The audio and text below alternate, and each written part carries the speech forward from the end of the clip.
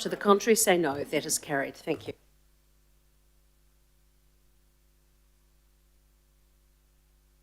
Our next item is agenda item 9, which is the Readiness Work Programme update.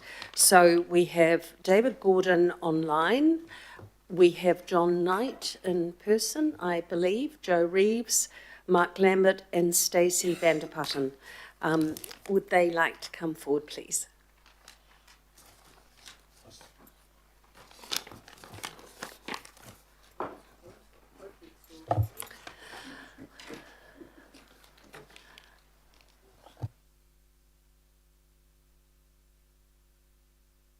Morena, welcome. Who's going to kick off? I will, thanks, Chair. Thanks, Stacey. Great. I'm just wondering if we can get the presentation. Fabulous. Thank you. We seem to be having some technology glitches today, so if you are having a problem, Lata will kindly take over for you. Oh, great. Next slide. Oh, go back. So on the 4th of August, we announced the new network through release of the new map, the new network map, which of course brought a lot of positive attention to the project and what that future for Auckland means. Thank you to Councillor Baker who joined that announcement and supported some of the communications around that too. There will be more details being rolled out as we go through the next period of time in terms of what more about that timetable and what it means for people. But it was a good, I guess, display for Aucklanders about what's coming and putting a bit of energy into that sort of future focus for everybody. We have shown this slide before, and I think it is a helpful one that we keep returning on in order to be able to update the committee about what stage we are at some of these critical points in terms of obviously the construction completion, testing, commissioning, the rail network readiness, the wider public transport readiness to integrate the City Rail Link and the new train format into our network, as well as the customer information. We've actually slightly ahead in terms of some of these milestones that are on here today. We've already started testing some systems in the stations, and we had a slight update on this slide after the pack was issued in terms of the rail network renewal. Stage 1 to 4 is actually complete, but we still have quite a bit to do, and you'll hear more about that when John takes over later in the presentation. So I'm going to hand over to Mark now.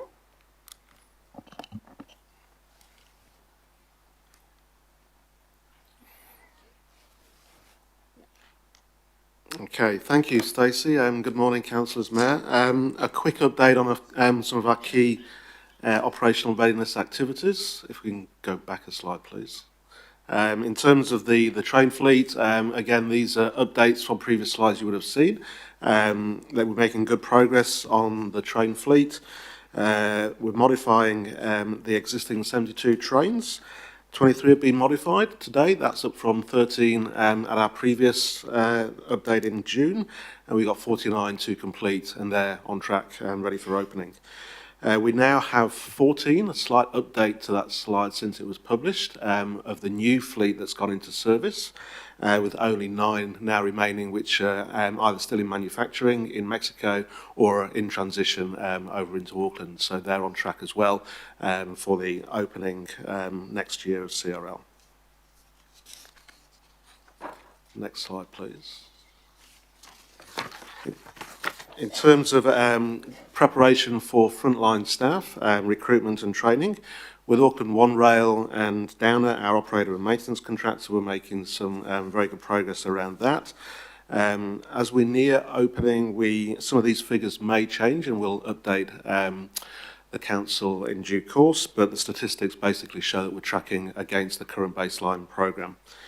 New train drivers are recruited. It takes about a year to train a new driver, so that's well underway, and other key roles, including trainers and trainers of the new staff, are all in place across our station operations teams and maintenance teams, so that's on track as well.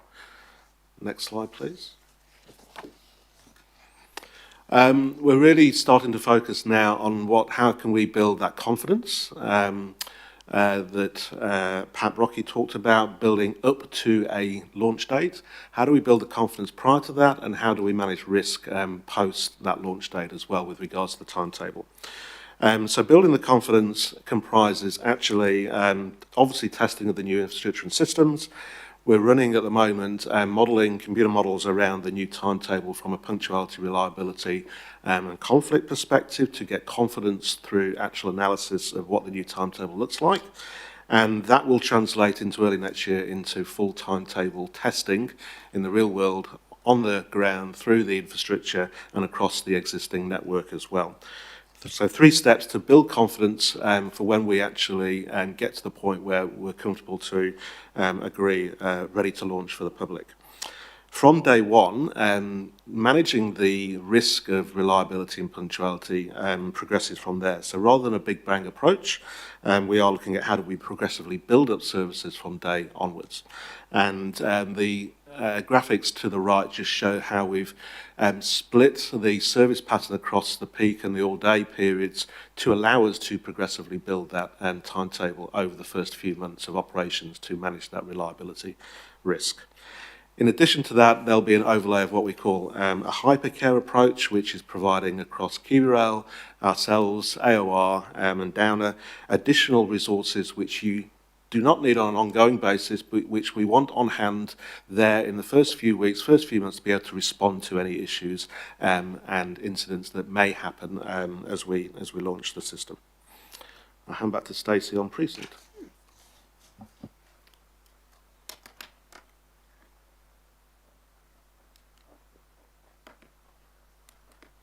Great. So picking up too on the previous presentation about some of the urban realm projects in terms of that precinct and public transport tie-in, Karangahape, our precinct integration project, is on track for completion at the end of this year.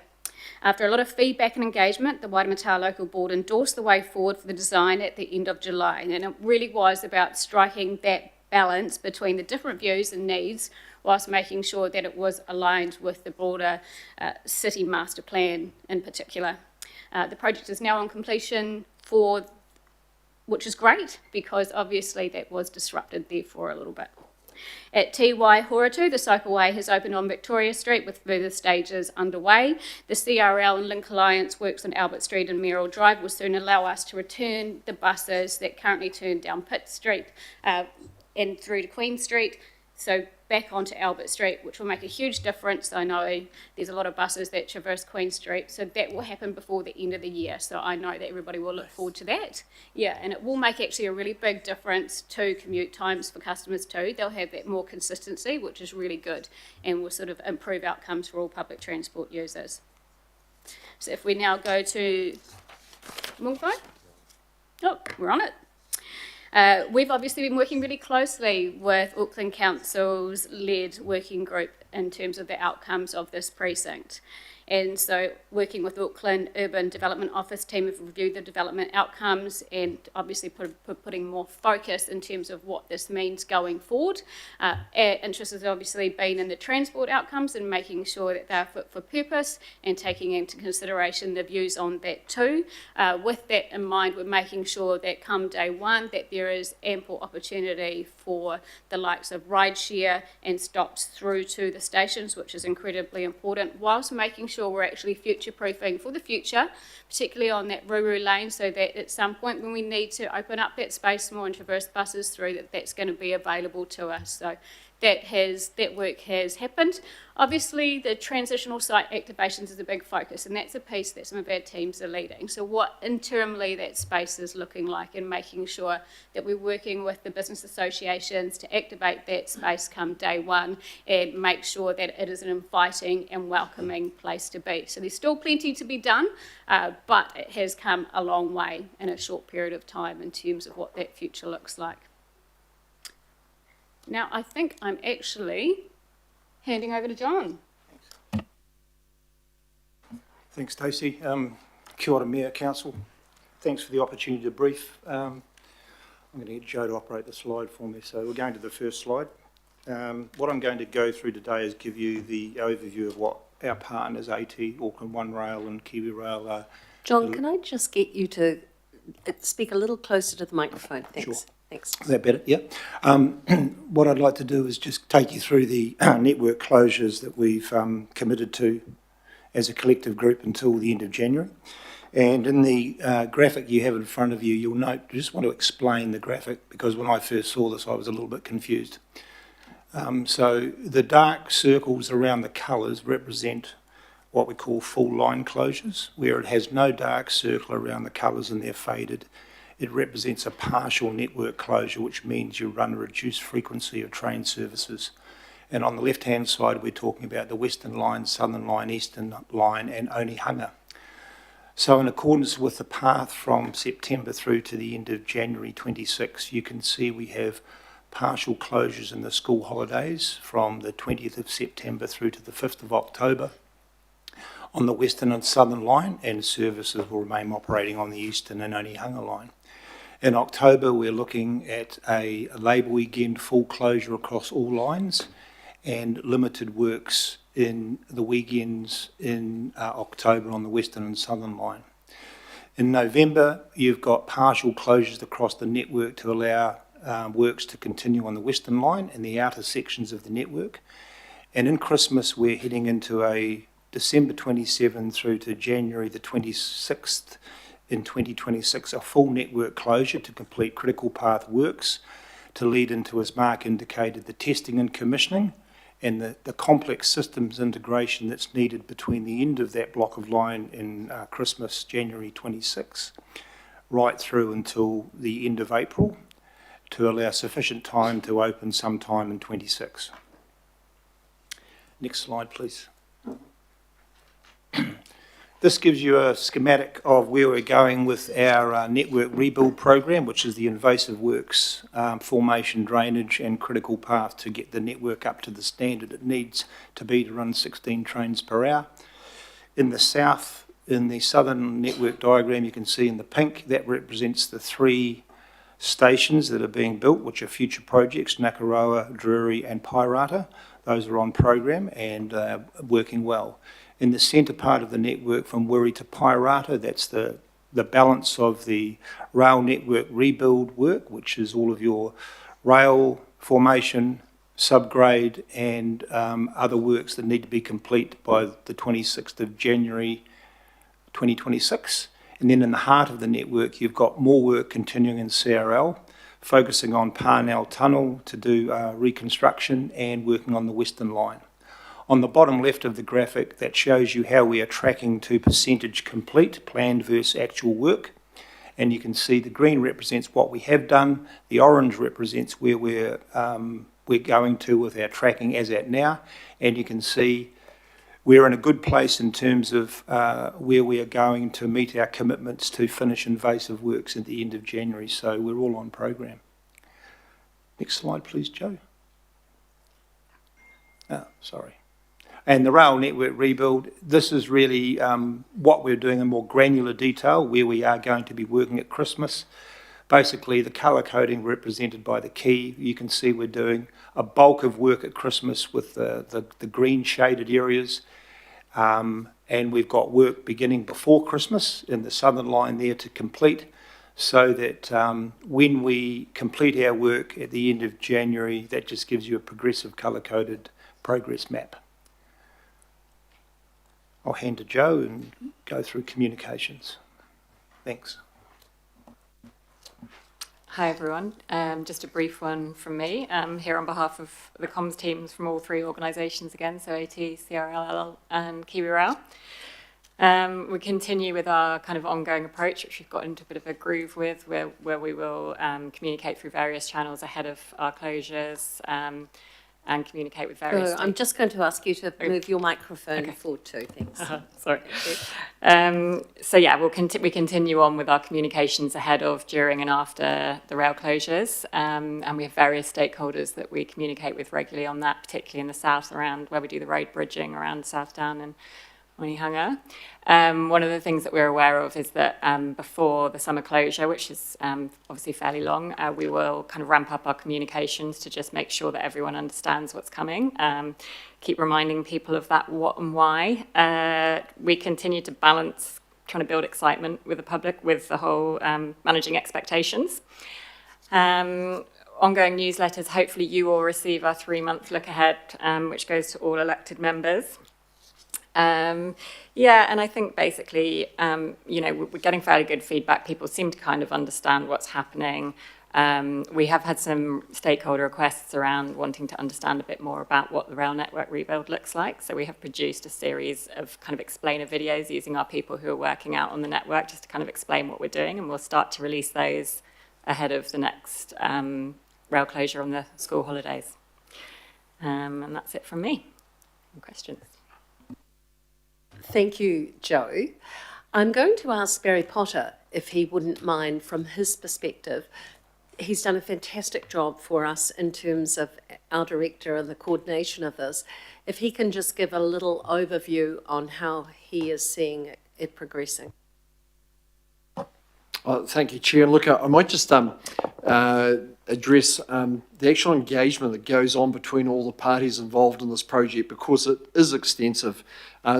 Some is formal and some is informal. So we have, for example, a monthly meeting between the sponsors and City Rail Link Limited.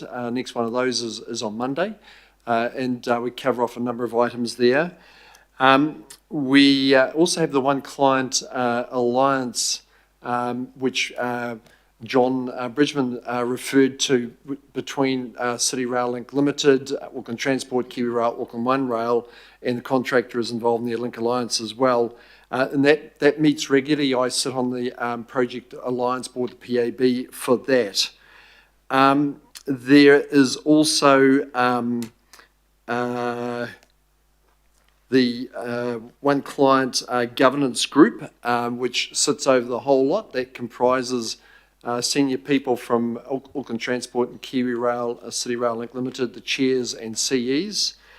There is, and that meets about every 3 months or so. It varies a little bit. The Minister, Mayor and Deputy Mayor, Minister of Transport, that meets every 2nd month. The next one of those is later this month.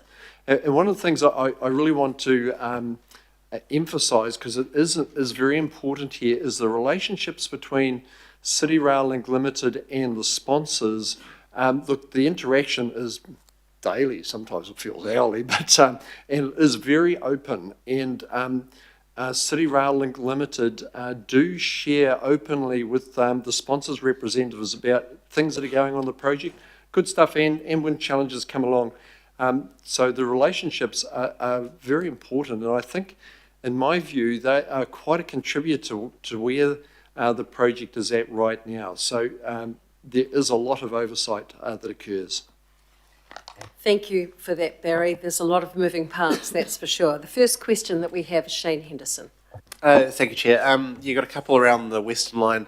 I see that what we've got is appearing to be a single track from Henderson west to Swanson, from September all the way through to January, and then a summer rail closure where the entire thing is shut down.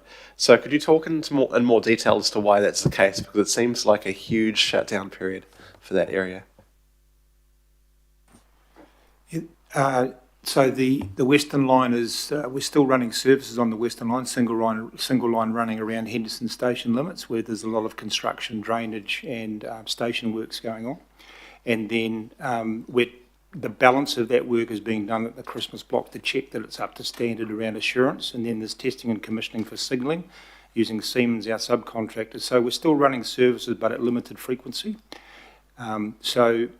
If that communication is not clear, then we need to get that out through our communications team to constituents and council.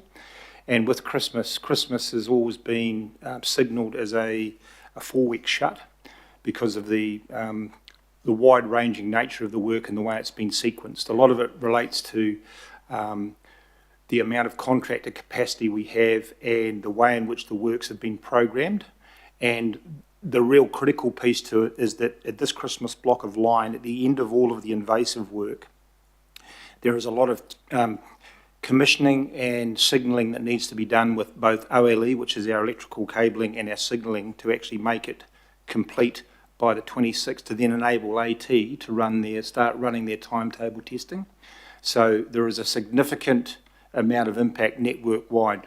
But to your question on the Western Line, you still be able to single line run. They are partial closures, and the frequency is reduced. And then at Christmas, there will be it is a full closure to complete the works. Yeah, I'm just still a little bit confused. So can I break that down? So what work is being planned for the single line section, so September to December or so, January? And then what work is being done in the full shutdown? Could you not do it all during the full shutdown is what I'm really saying. Yeah, look, what I can do is I can take that offline and come back to you to give you a full John. breakdown, if you wish. Or Dave? John, I can partially answer that. So, Councillor, no, it cannot be done in the 4 weeks. And basically, much like every part of the network, we have to do invasive works on the main line over a period of time. The choice we face is 100% shut, potentially for a lesser time, or 50% shut. The decision taken is that we are able to do the invasive works we need to do, but keep trains running. We believe that to be a better customer-focused outcome than the 100% shut for potentially a shorter period, but more disruption. So it's the same works that we've done around the east, same works we've done around Southdown, and the same type of works that we are doing to the south. It's just that more of it is able to be done while keeping one line running. Thank you. I appreciate that. So we've talked about the single tracking period. Could you give us an idea of the train frequency for that section of time? No, I can't. We'll have to come back to you on that, or unless John has that to hand, or the AT folk. So I can't be clear with West Aucklanders on the frequency of their trains from this month.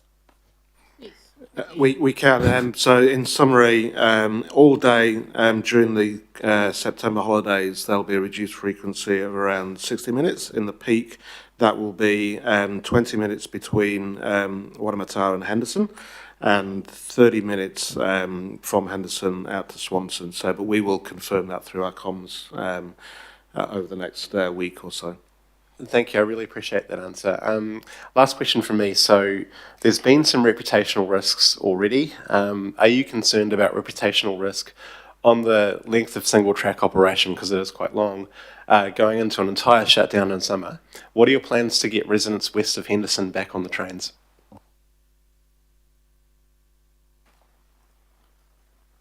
Yeah, I think that's one for us rather than Kiwi Rail. You're right. Yeah, it's hard to swallow, and I think the thing is we're just about there. Yeah, and so in terms of levels of disruption, there's some level of comfort that obviously this is the heavy bit that we have to do. We have to enable it. Yeah, it's not nice. We're making sure there's alternate services that are layered and they're resilient, and people will be able to get to where they need to be, but it is difficult, yeah? I think we need to accept that people will not be happy with it, yeah? But there is something at the end of this journey for us that's going to provide a much better level of service. Sun is about to rise again on our train network in West Auckland. I think that's the message. Thanks, Chair. Thank you, Councillor Henderson. The Mayor, Wayne Brown. Thanks for the presentation. I did a bit of a trip out south on the train just recently, and it was quite informative, and we visited.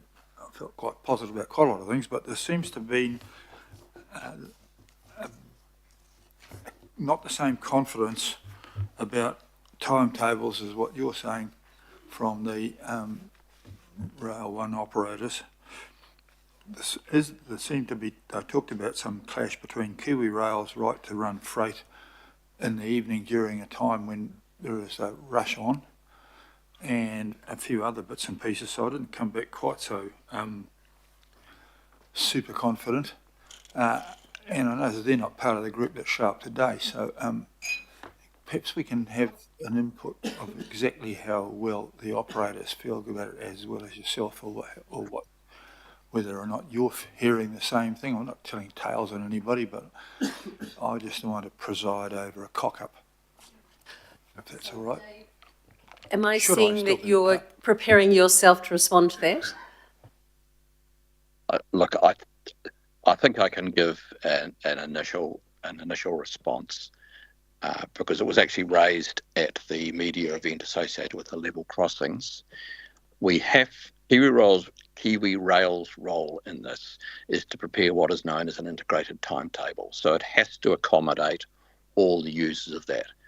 Our modelling to date shows that all the movements that are required can be accommodated within timetable. But you're right, Wayne, it is tight, and AOR have concerns that it feels a little bit too tight to them.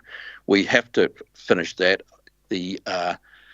And if we have to move a few trains about a little bit, then we do so. We've got to be pragmatic about it. There are customers for freight. If I have to move stuff out of the port or something of that nature, I need a train path as well. We can't run in the peak of the peak. I mean, that's pretty obvious.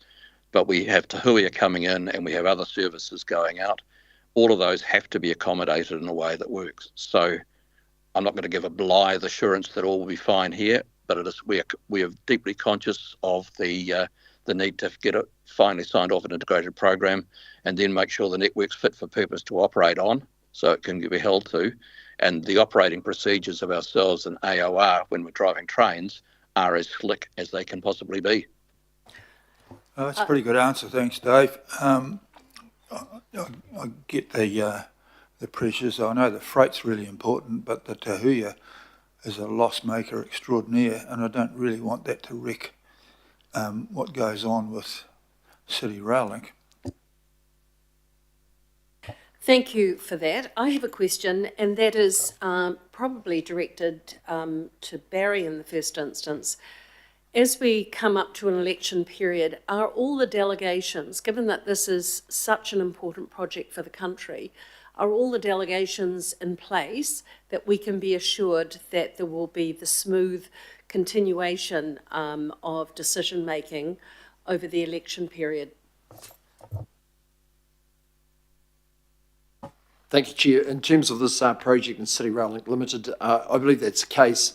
We continue to have as I say, the meetings next later this month with Minister and Mayor and Deputy Mayor. But the project continues on. At the moment, it's more about just tracking progress without any big decisions coming through.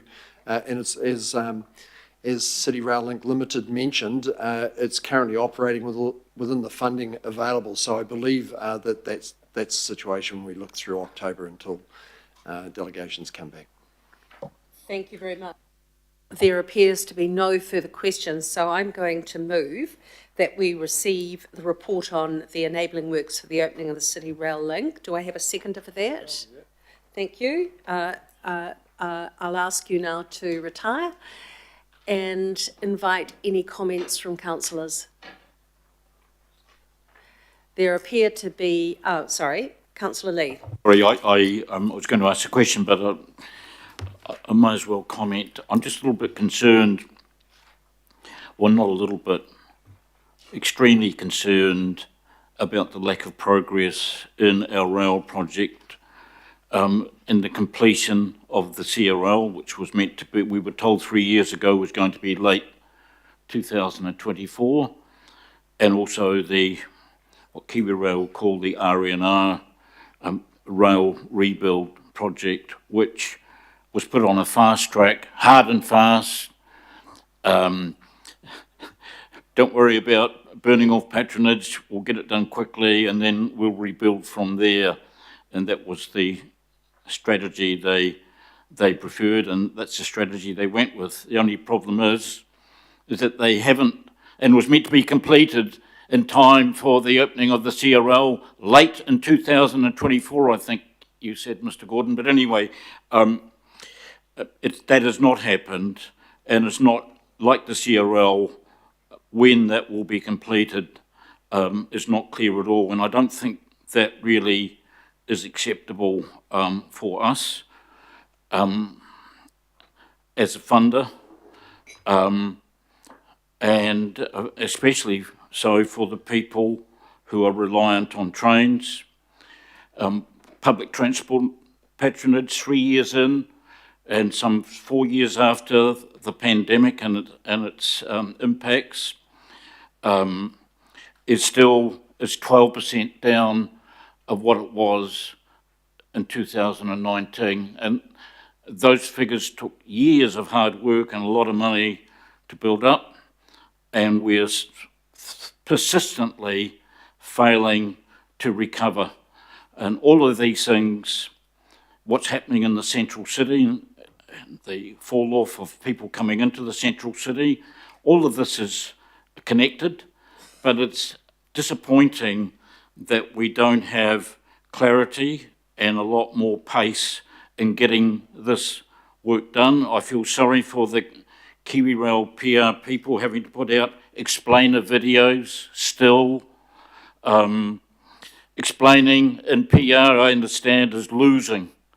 Explaining is losing, but the people who are really losing are the ratepayers who pay for this and the people who are reliant on our rail public transport. So I would ask KiwiRail to review their approach and also have a look at what happens in other successful cities in terms of rail operations. They're not too far from where we are, especially in Australia. And to my knowledge, they don't shut down, they don't have the block of lines that we seem to have, seem to be so promiscuous, block of the lines that we have in Auckland. There must be better ways of maintaining and upgrading a rail system without actually shutting it down. I think if I recall, I inquired some time ago about how many block of the lines we've had over the last, since 2008 when KiwiRail was founded, and I think it was over 2 years. 2 years of rail services out of action in Auckland, and the country's biggest city, despite the huge amount of money we put into it. I don't think that's good enough, and I think in the coming term of council, whoever is here needs to really focus on the relationship with AT and KiwiRail, and I know Mr Potter says that relationships are good and all the rest of it. Well, the situation is not good. And until the situation becomes a lot better, the relationships should be not so happy and complacent. So thank you, Mr Gordon. I hope you've heard what I've had to say. We have discussed this question going back some years now, and it's disappointing that my concerns about the way you approach the RNA have unfortunately been borne out.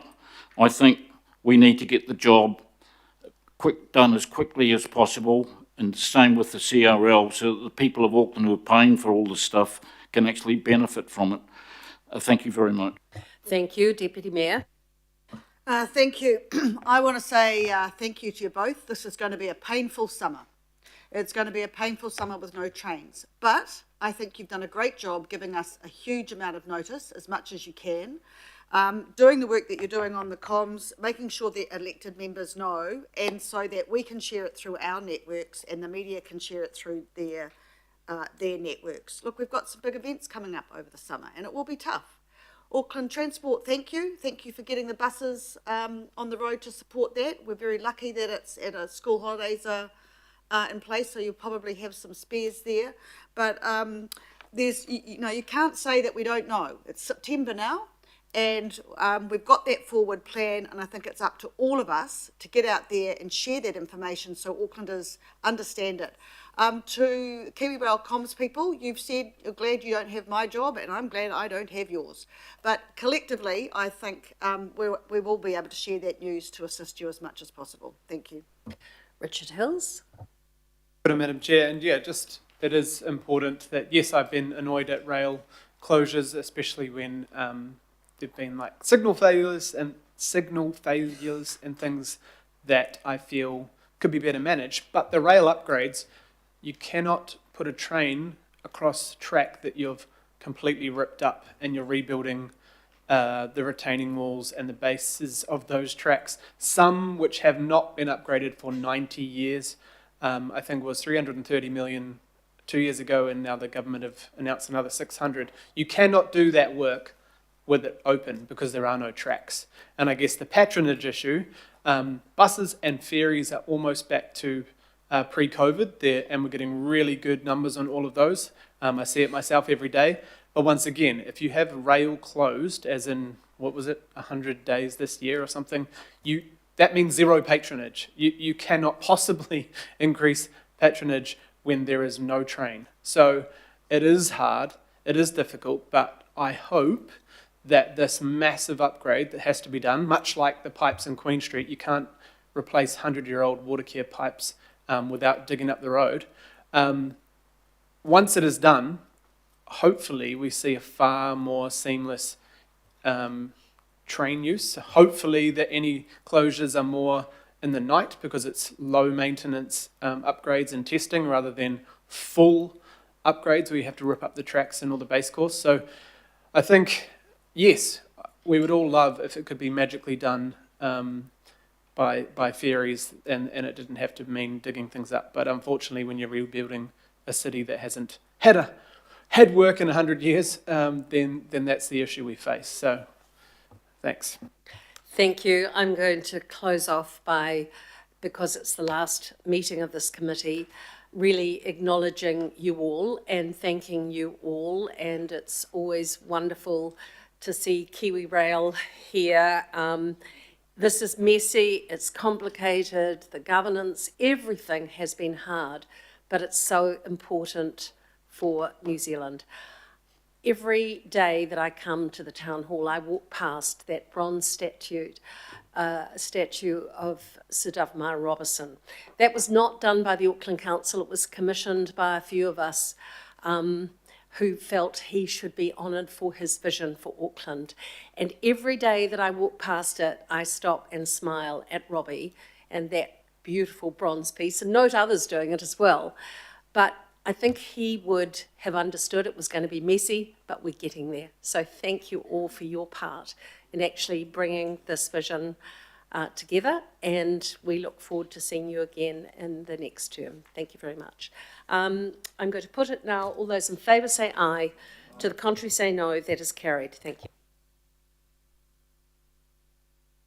I am most remiss because I was so busy